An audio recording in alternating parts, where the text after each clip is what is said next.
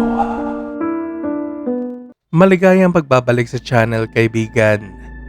Maraming misteryo ang mundo, mga hindi maipaliwanag na mga pangyayari, at minsan wala na tayong magagawa kundi sundin ang mga patakaran neto. Ako ang ligaw na kaluluwa at may ikukwento ako sa iyo. Huwag kailanman kilalanin ang ilog. Huwag mo itong tingnan. Huwag mo itong pag-usapan. Huwag mong isipin. Wala sa mga patakarang ito ang aktual na binanggit ng malakas noong kabataan ko, dahil ang paggawa noon ay parang pagkilala na rin sa ilog. Pero kasing linaw sila ng tumingin sa magkabilang daan bago tumawid, o huwag tumanggap ng candy mula sa lalaking may balbas. Ang lungsod kung saan ako lumaki ay nakatayo sa baybayin ng napakalaki at kristal na ilog na ito na napapalibutan ng mga bundok. Sa totoo lang, magandang lugar itong paglakihan. May mga kilalang elementarya, halos drug-free na mga high school at mga nature trail sa bawat direksyon. Nasa humigit kumulang 50,000 ang populasyon. Sakto ang laki. Kaya mas lalong nakakapagtaka na walang tao, kahit ang mga bagong lipat, ang umaamin na nandito ang ilog. Isa sa pinakamaaga kong alaala ay ang paglalakad kasama ang mama ko sa isa sa mga trail malapit sa bahay namin, yung dumadaan mismo sa gilid ng ilog. Bata pa ako noon, siguro 3 o 4 na taong gulang. Hinihila niya ang braso niya sa tipikal na paraan ng mga bata. Nagmamakaawang payagan niya akong lumangoy sa ilog. Walang anuman dyan. Paulit-ulit kong naaalala na sabi niya, wala. Noon hindi ko maintindihan ang reaksyon niya. Hindi nagsisinungaling ang mga magulang ko. Iyon ang palagi nilang patakaran. Bakit ayaw niyang tumingin sa direksyong itinuturo ko? Pero ngayon, kapag binabalikan ko at pinupunan ang mga puwang, naaalala ko ang mahigpit niyang pagkakakuyom ng panga. May manipis na pawis sa noo niya at matitigas na matang nakatuon sa harap, tumatangging makita ang tubig sa tabi lang ng trail. Takot. Ngayon ko lang napagtanto na iyon ang itsura niya. Noong nasa 2nd baitang ako, may matalik akong kaibigan. Si Simon. Tuwing hapon, tinatakasan namin ang mga gawain sa bahay sa pamamagitan ng pagbibisikleta, paglalaro ng habulan o iba pang kapantay na irresponsableng anyo ng reckless loitering ayon sa masungit kong biyudang kapitbahay. May isang hill sa Toro Street na paborito naming lusungan ng bisikleta. Talagang napakalaki nito. Kailangan naming siguraduhing walang matatandang nakakakita kapag bumababa kami ng mabilis dahil siguradong sisigawan nila kami na magsuot ng helmet. Sa bawat beses, mas binibilisan pa namin kaysa dati. Isang araw, iyon ang pinakamabilis namin. Lumipad kami pababa sa bilis na ikamamatay namin kung natumba kami, saka tumalon mula sa mga bisikleta sa ibaba. Napahigya kami sa damuhan, tumatawa sa sariling katangahan. Nabasag natin ang sound barrier, sabi ko habang tumatawa. Ulit tayo, sabi niya. Halos matanggal ang gulong ko. Tumawa pa kami hanggang sa kumalma at naupo na lang. Nananatiling sabik na parang may napakalaking nagawa. Napakasarap ng pakiramdam, tagumpay at parang walang makakapigil. Marahil iyon ang dahilan kung bakit ko iyon nasabi. Sa tingin mo may isda kaya dyan? Ha? Tanong ni Simon. Pagkatapos ng hill, kumukurbada sa kanan ng kalsada na ito. Pero kung dumiretso ka, mararating mo ang ilog. Iyon ang tanaw namin habang bumababa kami. Ang ilog. Siguradong nakita iyon ni Simon. Sa daming beses, imposibleng hindi niya napansin. Yung ilog, Simon, itinuro ko. Sa tingin mo may isda roon? Tinitigan niya ako. Nawala ang bakas ng saya sa mukha niya. Hindi ko pa kailanman binanggit ang ilog sa kanya. Ulit tayo sa pababa ng hill, sabi niya. Siguradong mayroon. Pagpatuloy ko, fresh water ito, napakalaki. Wala pa akong nakikitang nangingisda roon pero uuwi na ako. Biglang salita si Simon, bakas ng takot. Ang parehong bagay na nakita ko sa iba kapag binabanggit ko ang ilog. Tingnan mo lang, nakikita mo naman, di ba? Wala akong nakikita. Pero nandyan lang yan. Ito ay... Biglang nagbago si Simon. Ang mukha niya ay naging puno ng galit. Tinulak niya ako paatras at nasugatan ng siko ko sa manibela nang natumba ko. Akala ko tapos na iyon. Nailabas niya ang galit at babalik kami sa pagbibisikleta. Pero sinipa niya ako. Tumama ang paa niya sa tagiliran ko. Walang anuman dyan. Sinipa niya ako ulit at ulit at ulit. Pakiramdam ko may 1 o 2 tadyag akong nabasag. Hindi sigurado. Hindi ko sinabi sa mga magulang ko ang nangyari at kusang naghihilom ang tadyag. Kinabukasan sa klase, hindi ako pinansin ni Simon. Kapag pumupunta ako sa bahay nila, hindi siya lumalabas. Hindi niya na ako sinaktan ulit, pero hindi niya na rin ako muling tinignan. Naging parang hangin ako para sa kanya, hindi umiiral. Lumipas ang mga taon. Halos tumigil na akong banggitin ng ilog, pero palagi itong naroon. Isang madilim na bughaw naman siya sa gilid ng paningin ko kapag tumitingin ako sa mga bundok. Hindi ako tumigil sa pagtingin dito, pero walang ibang tumitingin. Kapag naglalakad, ibinabaling nila ang tingin sa kabilang direksyon. Pinupuri nila kung gaano kaganda ang mga bundok, pero wala nang iba. Sa paaralan, nang pag-aralan namin ng water cycle, tahimik ang klase dahil sa di maipaliwanag na pagkailang, katulad ng pakiramdam noong 4th grade sex ed day namin.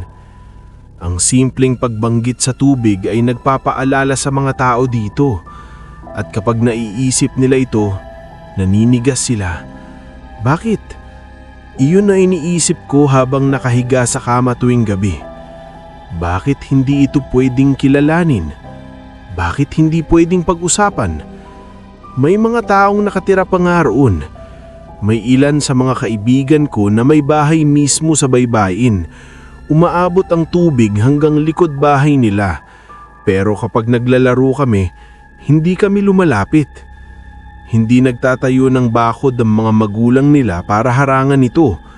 Dahil ang paggawa noon ay parang pag-amin na may kailangan harangan. Hindi namin ito pinapansin. Sila ang hindi ito pinapansin. Dapat kong linawin. Sa loob ng maraming taon, iniisip ko kung baliw ba ako. Iyon ang pinaka nakakatuwirang paliwanag. Kahit wala naman akong ibang halusinasyon.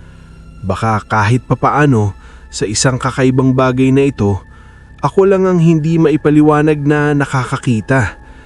Pero paano may papaliwanag noon ng palagi ang kaba ng mga tao? Ang pagbara sa lalamunan nila kapag napalingon sila ng bigla at nakalimutang ipikit ang mga mata. Paano ipapaliwanag ng halusinasyon ang naging reaksyon ni Simon noon? Sa huli, tumigil na rin akong masyadong isipin ito. Hindi naman mahirap. Hindi ako umabot sa puntong ipinagkaila ko ang ilog tulad ng iba, pero halos wala itong epekto sa buhay ko. Maginhawang lugar ang lungsod namin para paglaki. Madaling kalimutan ng isang madilim na mantyang ito kahit gaano pa ito kalaki. Paminsan-minsan lang bumabalik ang kuryosidad ko. Isang beses noong freshman ako, may bagong babaeng lumipat sa klase namin sa kalagitnaan ng taon. Nilapitan ko siya pagkatapos ng klase bago pa siya makarating sa cafeteria. "Nakita mo na ba ito?" Tanong ko. Hi," sabi niya. "Sorry, ano ang nakita?" "Yung ilog." Nanigas ang babae. Lumaki ang mga mata niya at nagsimulang manginig ang mga kamay niya. "Hindi kita kilala," sabi niya, sabay alis. Kakalipat lang niya. paano niya agad nalaman na magkunwaring wala ang ilog? Isa pang pagkakataon, pagkatapos kong makuha ang lisensya huminto ako sa isang gasolinahan para bumili ng lottery tickets. Baka manalo tayo ngayon, sabi ng cashier na si Gerald. Impulsive ako, hindi tanga. Walang nananalo sa mga to. May nananalo. Huminto ako. You know what? Sana sinasabi nila kung sino. Sa ibang lugar, pinapaanunsyo raw yun ng lotto companies. Baka mas gumaan pakiramdam ko sa pagsayang ng sweldo ko rito. Nagkibit-balikat si Gerald. May mga bagay na hindi mo malalaman. May mga bagay na kailangan mong mabuhay nang walang sagot. Dapat gawing motivational poster yan. Pagkatapos noon, dumaan ako sa banyo. Paglabas ko, may hindi pamilyar na babae na kausap si Gerald sa counter. Dadaan lang, sabi niya. Hindi pa ako nakakapunta rito pero napakaganda ng mga bundok. Sinundan ko siya palabas. Hoy, tawag ko. Lumingon sa akin ng babae, hawak ang maliit na kamay ng anak niya. Nahulog mo ito. Inihawat ko ang resibo niya, kahit wala namang may pakialam sa nawawalang resibo saan man. Salamat pa rin, sabi niya. Dadaan lang ba kayo? Pasensya na, mahilig kasi akong makinig ng usapan ng iba. Ayos lang, malakas lang talaga akong magsalita. At oo, dadaan lang kami. Pwede bang may hiling ako? Tanong ko. Ngumiti siya ng maginlim. Pwede mo bang sabihin sa akin kung ano yon? Itinuro ko. Sumunod ta dinin niya ang tingin. Yung mga bundok? Hindi, yung nasa paanan. Bigla siyang napalingon balik sa akin. Tulad ni Simon noon, nagbago ang mukha niya. Naging baluktot at galit at tinakpan niya ang mga mata ng anak niya. Paano mo nagawa yan? Mabilis siyang bumalik sa kotse. Hindi pa siya nakakapunta rito dati. Halos wala siyang nakakausap sa lungsod namin. Pero alam niya, kahit papaano, alam niya ang napakalaki at nakakatakot na lihim na hindi ko alam. Lumipas pa 1 taon. Senior year na ako ng high school at pumunta kami ng prom ng mga kaibigan ko bilang grupo ng 8. Kasama ko ang girlfriend ko na 6 na buwan ko ng karelasyon. Noong panahong iyon, alam kong katawa-tawa isipin na magtatagal kami ni Sherry. Girlfriend ko, may plano siyang mag-college. Ako, wala. Pero ngayon, kapag binabalikan ko, sa tingin ko may pagkakataon sana kami. Totoo, napakaganda ng gabing iyon. Sumayaw kami hanggang hating gabi. Palihim kaming uminom ng shots na may nagpuslit sa loob ng mga bakanting classroom. Nang paalisin na nga ng mga teacher na chaperone, nagtatawanan kami. Medyo lasing at hindi pa handang matapos ang gabi. Buti na lang at may sapat kaming bait para hindi magmaneho sa kalagayan namin. Malapit lang naman kaming nakatira, kaya naglakad kaming 8 sa madidilim na kalsada ng subdivision. No! Sabi ni Sherry nang makarating kami sa bahay ng best friend niya. Huwag mo na pumasok! May gawin pa tayo! Ano? Natahimik kaming lahat. Walang magulang ang matutuwa na mag-host ng grupo ng lasing na teenagers. Malayo ang pinakamalapit na 7-Eleven at sarado na ang lahat. May alam ako, sabi ko. Malamang slurred ang salita ko. Medyo delikado. Parang biglang nabuhayan ng lahat sa salitang iyon. Delikado. Noong high school, kapareho iyon ng masaya. Sumunod sila sa akin nang walang tanong pababa ng kalsada at papasok sa kumpol ng mga puno. Tumayo kami sa pampang ng ilog. Walang nagsalita. Halika na, sabi ko. Bakit hindi? Walang usapan, walang pag-iisip. Naghubad kaming 8 hanggang underwear at lumusong sa tubig. Hindi kami tumawa. Nawala ang biruan at hagikhikan kanina. Tumalas ang pandama namin at parang luminaw ang isip. Walang nagsabing salitang ilog. Parang kahit ginagawa namin ito, hindi pa rin namin kayang aminin na nandito ang ilog. Iniwas namin ng tingin pa itaas at nag-isip ng ibang bagay. Ginagawa namin ito, pero hindi. Umiira lang lawa pero hindi. Kaunti pa. Tanong ko kay Sherry. Halos hanggang dibdib na kami. Tumanggo siya at lumusong pa kami lampas sa iba hanggang ulo na lang ang tuyo. Hindi ko akalaing gagawin ko ito. Mahigpit niyang hinawakan ng kamay ko. Bakit? Alam mo kung bakit? Hindi. Sherry, hindi ko alam.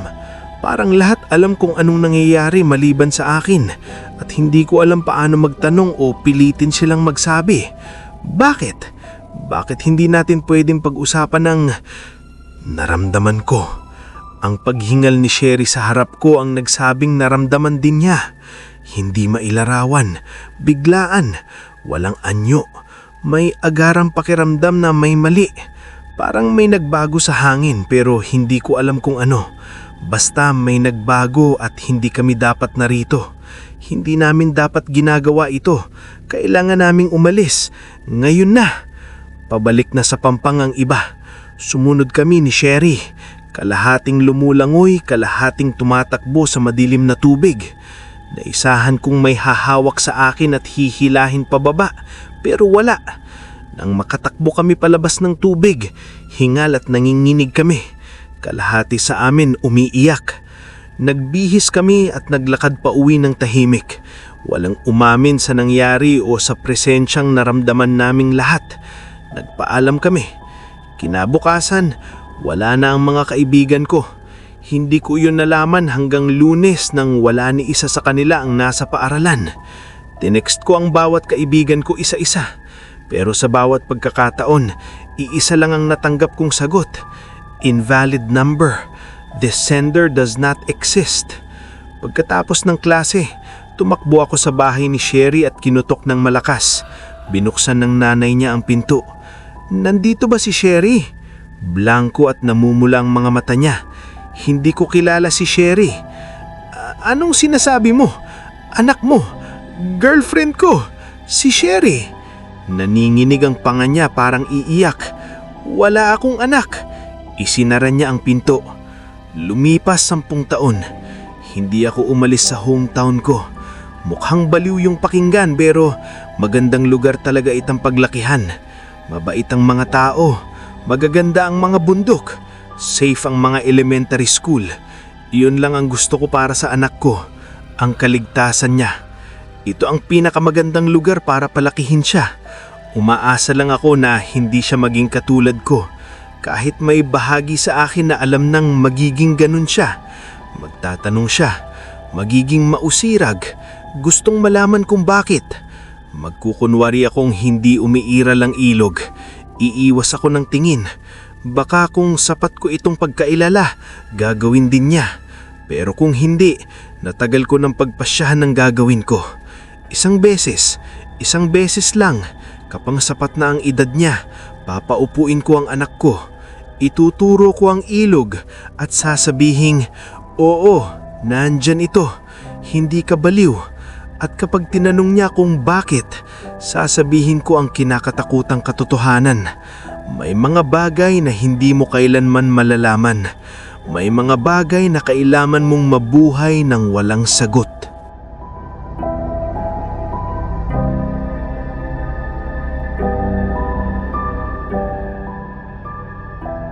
Maraming salamat sa pakikinig, kaibigan. Kung nagustuhan mo ang storya natin ngayong gabi, pwede mo bang bigyan ng like ang video na ito? At kung talagang kinalabutan ka, siguraduhin mag-subscribe para sa mas marami pang kwento galing sa ligaw na kaluluwa.